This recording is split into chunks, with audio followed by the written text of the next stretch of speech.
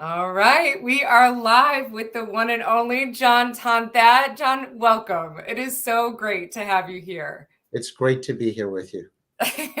we we were just laughing as we were jumping on, saying you can't take yourself too seriously. And anyway, I still have a smile on my face. So I'm so glad that you're here.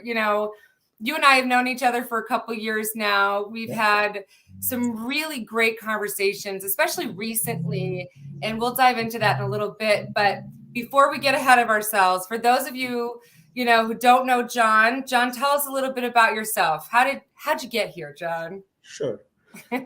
I'll start with what I do for work because the occupation is a good starting point. So I work for Ingram Micro. I do several things for Ingram. I run their incubation business in terms of new partner types. We're part of the strategy team that is ideating what are the solutions and technologies that Ingram needs to think about over the next couple of years. And then I'm hyper focused around all things around consulting services as Ingram is evolving to meet the channel needs. I think once we have that background, the question is, okay, John, how did you get here? And I get that question every so often. So I'll start with uh, I'm a child of immigrant parents. Arrived here in the States in 1975, 10 years old. Um, and it is from that sort of background that really has steeled uh, my passion to drive hard and push myself as hard as I can. And I think it sort of starts from that. Yeah. And I've noticed that consistently about you. In fact, that's one of my favorite things about our interactions is you're incredibly thoughtful. And, I was just saying this before, you can almost see the wheels and you're, just kind of constantly turning. You're a deep thinker. The industry sort of broad and deep. But I also think that there's this sort of personal component, that you really genuinely care about the people that are in your life from a work, part, and then from a professional or a personal part. So I've noticed that consistently about you, and maybe that's from that background of understanding that I had to work this hard. And that's kind of what got you in this mindset, you know? So you touched on briefly kind of what you do and, how you're so hyper focused on sort of what's next. And that's part of Right. the reason I wanted to touch base today on this live was because right now, everyone's talking about disruption. Everyone's talking about innovation. Those couldn't be two bigger buzzwords than those right now. Yeah. Um, and to do that, to think creatively, to innovate, in line with what you're doing, you're innovating and helping, one of the largest ships in technology, Ingram Micro, kind of make these shifts and drive more consultative thought and thought leadership. As you're doing that, I'm wondering if there's anything that you do that you find as maybe a best practice or that, tools, resources, or sort of a process that you take when you're trying to think of sort of reimagining the norm or thinking of what's next. Do you have anything that you kind of go to?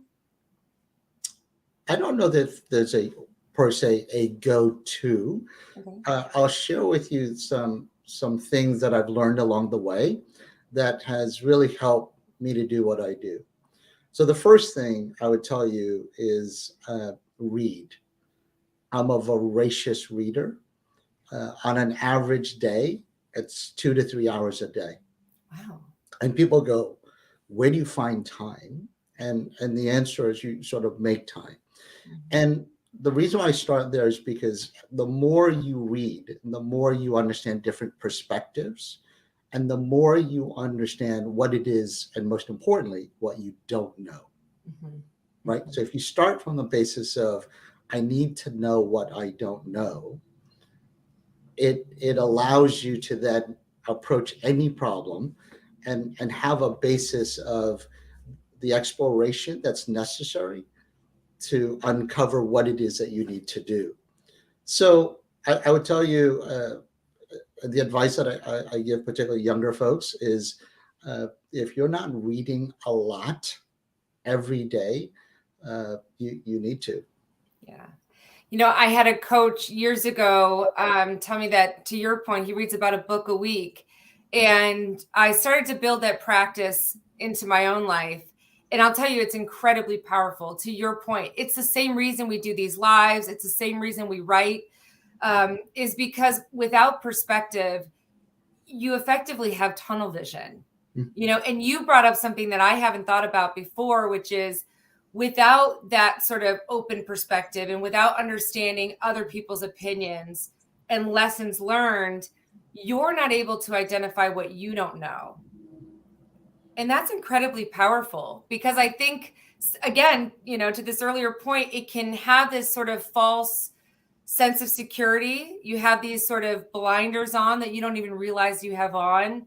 So that's great advice. Is there anything you're reading now? Is there anything that you comes to mind and you go, this is something you have to check out? So I'm halfway through, but a book that recently got released called The Exponential Age is something that I'm enjoying a great deal.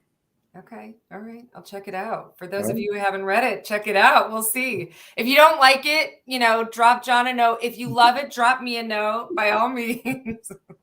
No hate mail, nothing like that. So here's the other thing that you get to do and have a great perspective on is you get a chance to see teams across the entire IT industry, from distribution, OEM, SI, VAR, end user. You get to see them work together and sort of in their own silos or in their own, individual teams. Is there anything that you're seeing from how teams are functioning now to how they're sort of reimagining everything, reimagining the future, that you go, you know what, they're falling short here, or here are some areas where, some gotchas that I'm noticing teams can improve on? Yeah. I would summarize the entire topic into 2 words. And I would say it's about change management, right? And to learn and to have a framework by which to impart that change, and more importantly, solicit the help of others for that change.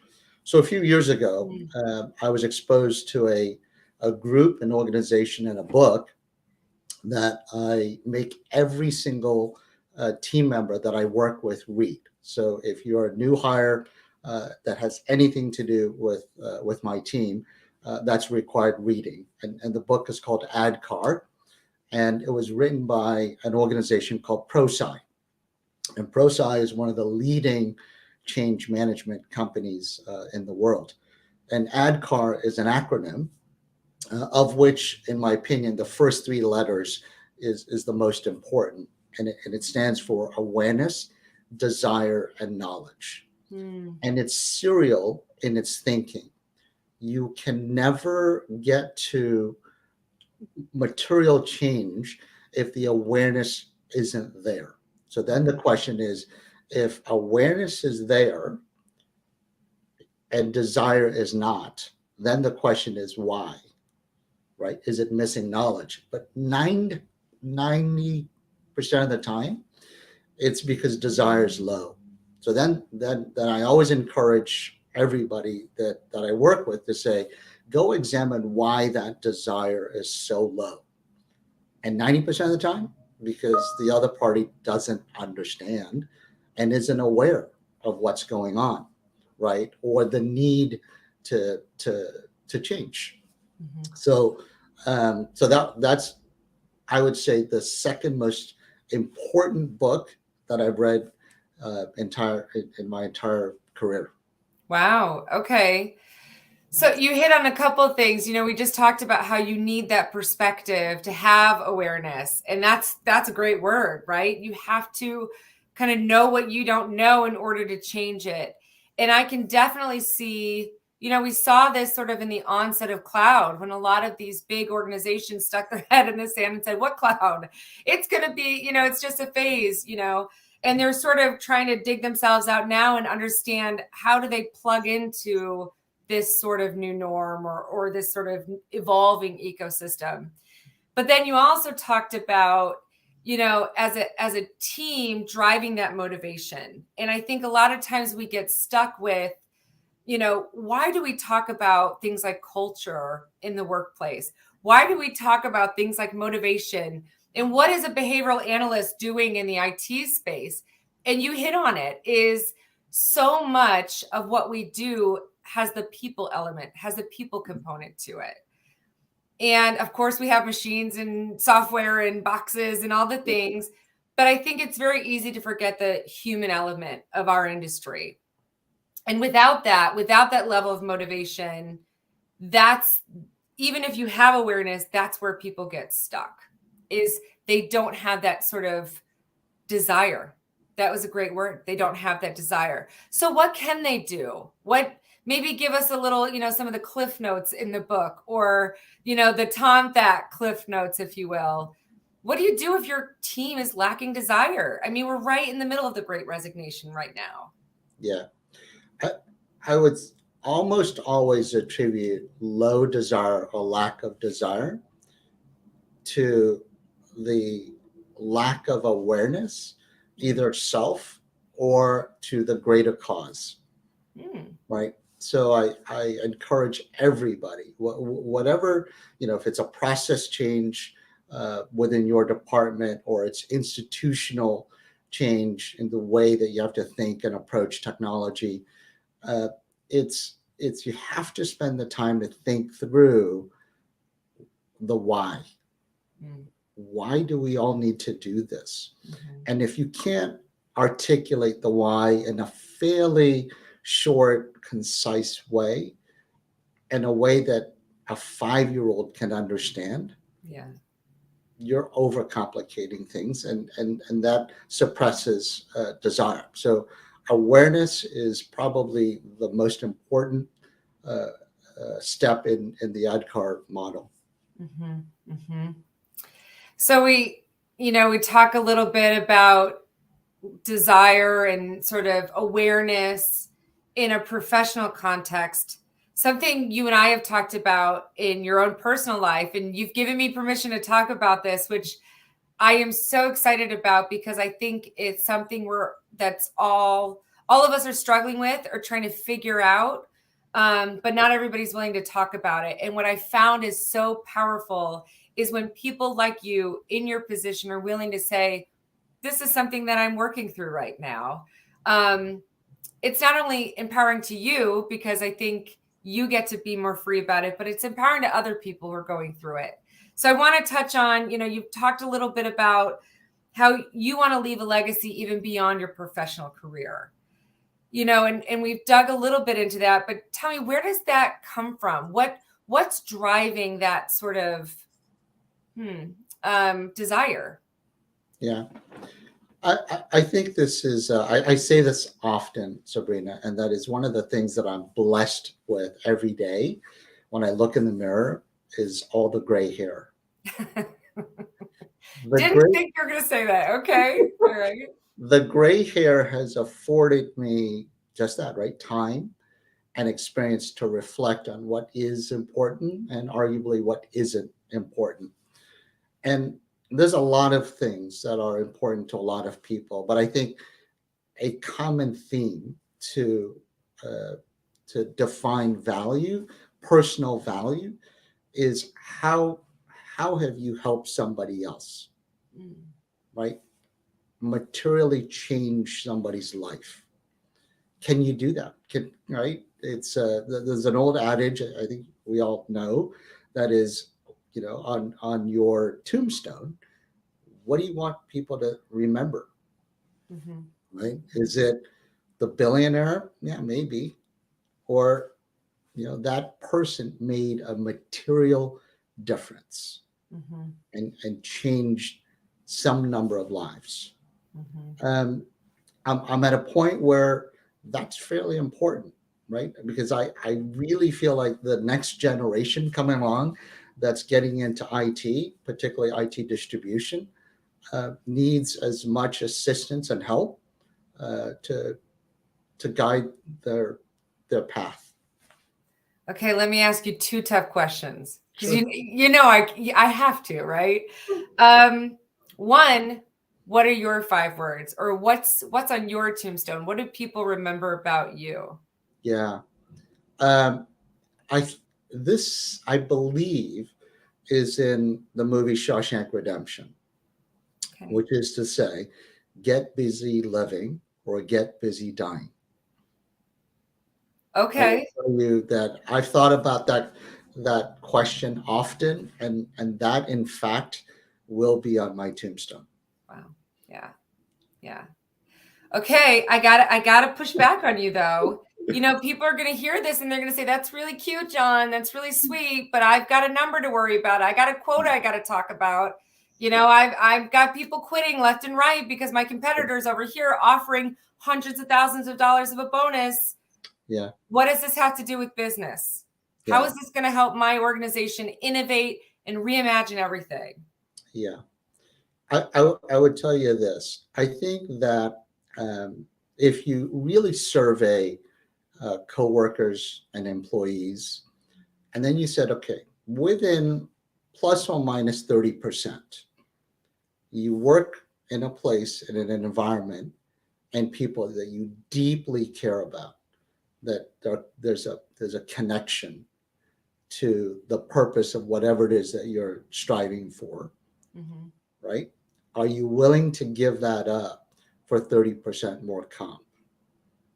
And I would argue with you, of the people that I've surveyed, they would gladly give up the comp, which is to say, yes, the great resignation is occurring. And yes, because of a variety of economic factors, there's all kinds of impact to competitiveness from an income perspective. But I think what we all forget is, what is it that anchors us? And I will tell you, the staff that I have, the team that I work with, Sabrina, they can go out there and make plus or minus more. So then the question is, what am I doing to provide an environment that money can't buy? Right. So yes, I completely get the reality of life happening at the pace of IT today. But I would argue that part of all of that, we actually need to slow down, and we really need to think through what matters. Yeah. So that would be Yeah. my retort. You're so good. You're so good. And from a behavioral standpoint, it's spot on. I mean, study after study after study shows that not only do you personally think better when you've slowed down. I mean, your amygdala is triggered, you've got hormones running up and down, you really physically cannot think better. Your reaction time is slower. And then when you put that in a group context and ignore even more complications like group think, the group doesn't think as well. Mm-hmm. They don't collaborate as well. So there genuinely is a business interest in slowing down and reevaluating your decisions, your meetings, your time, your contribution, because you said a massive phrase. You didn't just say make someone have a better day or, help them a little bit. You said help change their life. Yeah. That's massive. That's massive. But in that, to your point, you bring more loyalty, you develop real friends, Mm-hmm. you strengthen and grow as a person, and you help them strengthen and grow other people. So it starts to build this legacy that is so bigger and beyond us. This sort of, that drop in the water and the ripple effect Yeah. of a legacy. And that's really what we're doing here, is helping not just organizations, but our own organizations. And through that, that's how we start to, leave something bigger than ourselves. Would you agree? You can push Amen. back. One word. Good. You said it just like I paid you to. Good. That's great. Thank you, John. Good. Excellent. I can't believe it. We had so many questions for you, John, and we got through 2 of them. We're already out of time, but even just in this interaction, we've touched on personal, we've touched on professional. You continue to help me grow. And I know that you're helping other people grow. And I so appreciate your time. I know that you're traveling, you're back to business travel now. You were talking about how you're back to 100, miles an hour kind of with travel alone. So thank you for taking this time.